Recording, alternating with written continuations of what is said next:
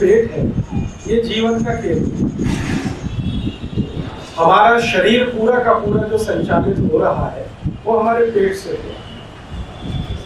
कई बार आपको कोई पूछे कि आपके शरीर का सबसे मुख्य अंग कौन सा है, तो शायद आप उत्तर देंगे हृदय, हार्ट।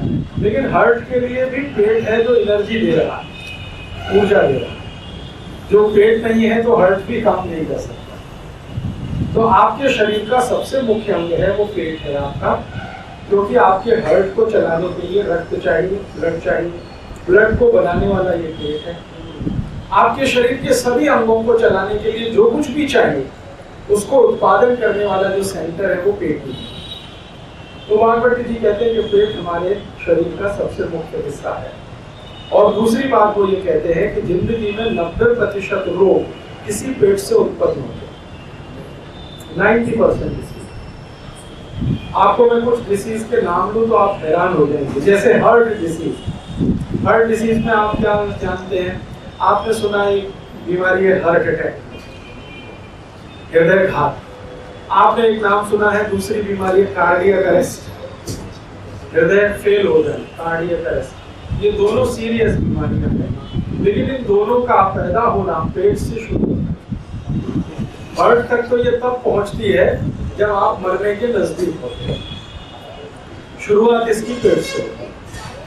इसी तरह से डायबिटीज के बारे में आप जानते हैं, डायबिटीज की शुरुआत पेट से होती है। इसी तरह से पैरालिसिस नाम आपने सुना है, तो आपको ये मालूम है कि ये ब्रेन से जुड़ी हुई कोई बीमारी है जिसमें ब्रेन और बॉडी का कनेक्शन टूट जाता है, लेकिन इसकी शुरुआत पेट से होती है, पैरालिसिस। और ऐसी एक बीमारी है ब्रेन हेमरेज जिसको आप कहते हैं, उसकी भी शुरुआत पेट से होती है। आपके जॉइंट्स में पेन होता है, आर्थराइटिस है, घुटने दुख रहे हैं, कमर दुख रही है, कंधा दुख रहा है, हड्डियां दुख रही है, इनकी शुरुआत पेट से होती है। हालांकि घुटना पेट से बहुत दूर है, लेकिन बीमारी की शुरुआत पेट से होती है। तो अगर आप कुल बीमारियों की लिस्ट करें, भारत में आयुर्वेद चिकित्सा में बीमारियों की संख्या 148 है, 148 डिसीजेज है, जिसमें सबसे खराब बीमारी जिसको आप कैंसर कहते हैं, और सबसे आसान बीमारी जिसको आप सर्दी जुकाम कहते हैं। सर्दी जुकाम से शुरू करके कैंसर तक होने वाली कुल बीमारियां 148 हैं। इन 148 बीमारियों में लगभग 135 बीमारियां हैं जो पेट से शुरू होती हैं। मात्र 12 या 13 बीमारियां हैं जो पेट के बाहर से होती हैं। तो वाघभट्ट जी ये कहते हैं कि जब ज्यादा बीमारियां 90% पेट से हो रही है तो आप पेट को दुरुस्त रखें। जिनका पेट अच्छा है उनके जीवन में सब कुछ अच्छा।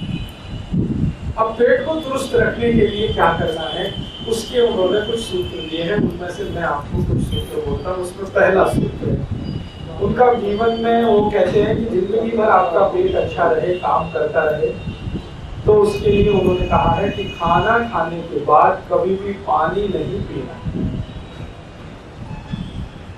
ये उन्होंने सूत्र में कहा। संस्कृत में उन्होंने ये सूत्र कहा, भोजनान्ते विषम वायु।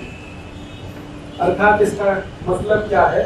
भोजनान्ते माने भोजन अंते, भोजन के अंत में, विषम माने विष जैसा, वायु, वायु माने पानी, भोजन के अंत में पानी विष जैसा है। ये उन्होंने सूत्र देखा है। इसका सीधा सा मतलब ये है कि खाना खाने के बाद पानी नहीं पीना। ये है बहुत छोटा सा सूत्र है, लेकिन रहस्य इसका बहुत गहरा है। सूत्र बहुत छोटा है, लेकिन इसका विश्लेषण बहुत गहरा है। वाघभट्ट जी की एक विशेषता है, वो सूत्र लिखते हैं, विश्लेषण नहीं करते। कारण आप पूछेंगे क्या? कारण ये है कि वो जिनके लिए सूत्र लिख रहे हैं वो सब विद्वान लोग हैं, हमारे जैसे मूर्ख नहीं है। तो भागवत जी ने ये लिखी जो पुस्तक, वो अपने शिष्यों के लिए लिखी, और शिष्य उनके बहुत विद्वान थे जो सूत्र कहते ही समझते थे। अब दुर्भाग्य क्या हुआ कि भागवत जी चले गए, उसके बाद शिष्य भी चले गए, और वो सूत्र रह गए, विश्लेषण चला गया उनके साथ। तो ये मुश्किल आई, इसलिए ये पुस्तक हमारे भारत में प्रचलित नहीं हो पाई और इसकी चर्चा नहीं हो पाई। थोड़े पंडित लोग, विशेषज्ञ लोगों को समझता है, लेकिन आम आदमी को नहीं समझता। तो इसलिए इसमें मैंने जब अभ्यास किया तो जो सूत्र है उसका फिर विश्लेषण भी जानने की कोशिश की, इसलिए मुझे इसमें 6-7 साल